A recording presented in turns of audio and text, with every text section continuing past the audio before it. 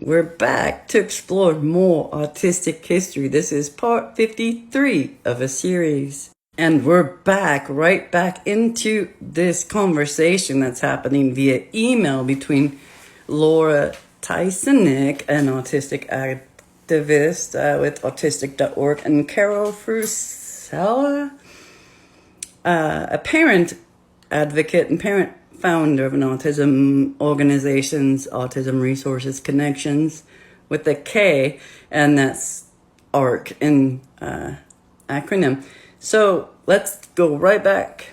So jumping right back into where Laura and we left off, it's not hard to find autistic input. Wander over to www.ani.ac for a start. That would be Autism Network International. And surf from there. You'll find plenty of us. We're big, we're lively, and we're connected. At last, for the name of your march, we aren't silent. And Carol responds in italics and lots of dots. One day, a moment in time. Jeez, it's offensive. Right, okay, moving on. Laura says, I'm not interested in being silenced by your agenda for one moment. I made my voice, as I called it, after being inspired by the civil rights movement. You can't speak out against injustice if you can't speak. You're giving me one more good thing to use it for. Carol responds, I think you all missed the point. Lots of dots. I'm so sorry that you missed mine. Lots of dots. Laura responds, oh, I got it. I'm hyperlexic. I can read that telephone number. And Carol responds to bring, in quotes, awareness to autism. Laura responds, awareness for what purpose? A rally in Washington? It just so happens that my area of special interest is politics. I seem to remember that generally groups that want to bring public awareness to an issue spend their money on public service announcements and similar campaigns. Groups that want to bring their agenda to Congress, money for a cure, generally rally in Washington. It's a simple matter of cost, effectiveness, and awareness of what? About autism, of our silence, of how pitiful we look on your posters, of every imaginable heartstring pulling stereotype you could pull out of a hat for fundraising purposes. Or maybe that those of us who are adults all have 3 PhDs and a Nobel Prize and no longer need help. I would prefer the world to be aware of something bona fide about autism. I, after all, have to live with the prejudices you're trying to build.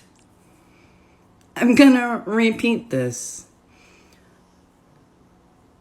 What Laura says here to Carol as an autistic. I, after all, have to live with the prejudices you're trying to build. And this is how Carol responds. Nothing more, lots of dots. Nothing less, lots of dots. Period. With a period. So Laura says the word that comes to mind here is liar. I can read. Carol writes back, any questions? Lots of question marks. Laura says, you never had unity. You left us, our needs, and our priorities out as usual. You've chosen to insult and humiliate us with everything from the name of the rally to the poster children to the appeals of pity. You are blatantly lying when you say that you're only about autism awareness. How on earth can you say that you are shocked by this? So, autistic to non-autistic parent of an autistic. This is how it's going down in 2000. Pushed out and silenced Can you hear their silence? Well, you guys are the ones that silenced us. 15. Historically speaking, this is an incredibly important point in autistic history where we get silenced by the people who are throwing the rally of hear their silence. They're the fuckers that silenced us. Remember, when the autism community is included, the autistic community is excluded. Oh, and let's not forget about the discrediting tactics as we go forward through history here when it comes to being an autistic advocate or a disabled advocate or other types of advocates coming from a similar position. Yeah, so the discrediting tactics: 1, not autistic enough; 2, too autistic; or 3, you're such a specialized autistic, you're a unicorn, and therefore your experiences relate to no other autistics and are therefore not of value in this conversation. So you're either too autistic to have a voice, not autistic enough to have a voice, or just such a rarity it's just not meaningful for the rest of a conversation. Those are the 3 discrediting tactics that are very brief. Jim Sinclair describes them in much more detail in the Autism Network International article that was published in 2005. So you can find the more full versions there. But going forward, can you start seeing the patterns here of not autistic enough, too autistic, or just not enough like you to matter in this conversation? And those patterns are still going strong. I saw on TikTok somewhere a study that was put out, and it was effectively saying not autistic enough or not autistic at all. It's the same patterns, but now they're funding studies to say it versus to keep us from being heard anymore. We're getting louder and louder, and they're stressing out, man, because we're getting heard these days in 2023. That media ceiling that they silenced and they pushed over us, we broke it. Ooh. Yeah, but let's go back in history and see how we got here first, right?